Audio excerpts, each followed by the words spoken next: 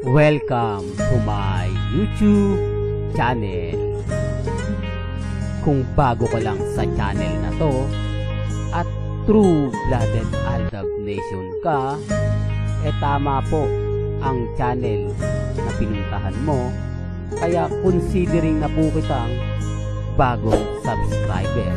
At huwag mong kalimutan pindutin yung bell para lagi po kang updated sa bagong video na ilalabas ko.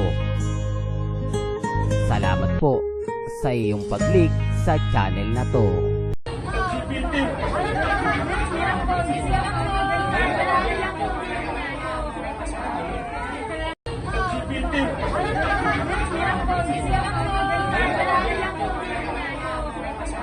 Welcome back mga kaltab. Ito na naman po ang inyong lingkod, si Mr. Destiny. At siyempre panibagong update na naman po tayo.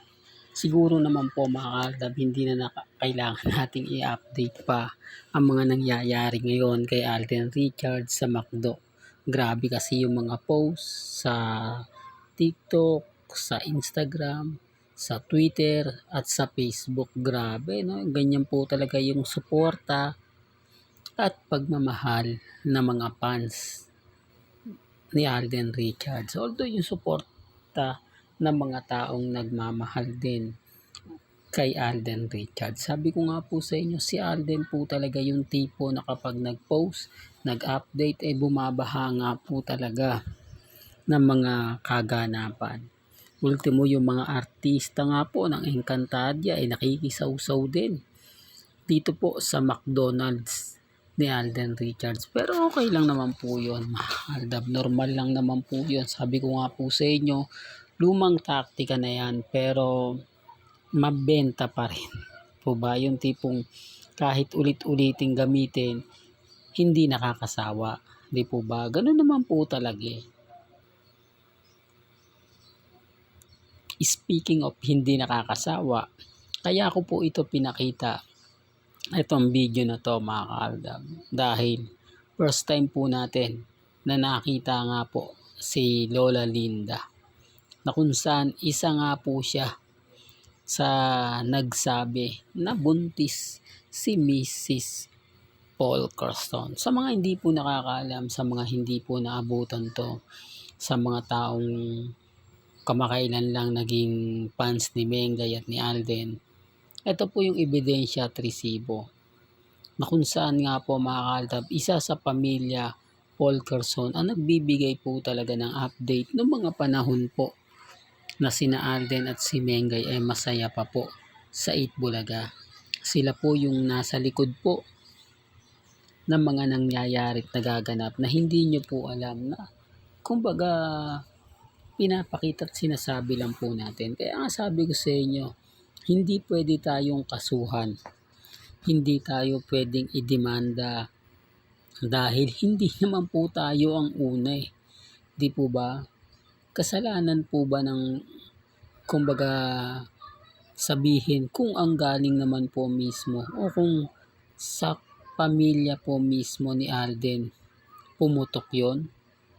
Kaya nga sabi ko sa inyo mga kaaldab, kung sakaling ididemanda ng pamilya Mendoza ang mga taong nagsabing buntis si Mengay, gaya nga po ni Mr. Destiny, unang makukulong dito si Lola Linda.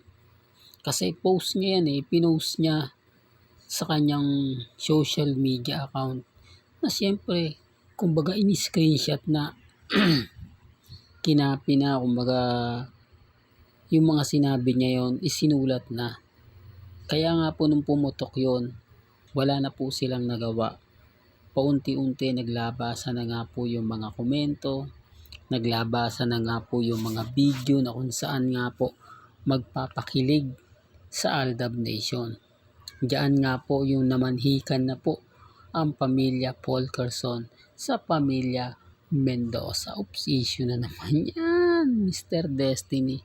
Well, may lumang photos yun na magkakasama nga po ang buong pamilya. At yun ang payapang lolo ni Alden Richards. Hindi, real talk to mga kaaldab. Alam ko, alam ng Alden fanatics to. Alam din ng mga main fanatics to. Di po ba? Lalo na po yung mga 101% na true-blooded Aldab Nation since 2015. Pero itong mga baguhan lang, yung mga nagre-react lagi sa akin, nagagalit sa akin, hindi po nila yan alam.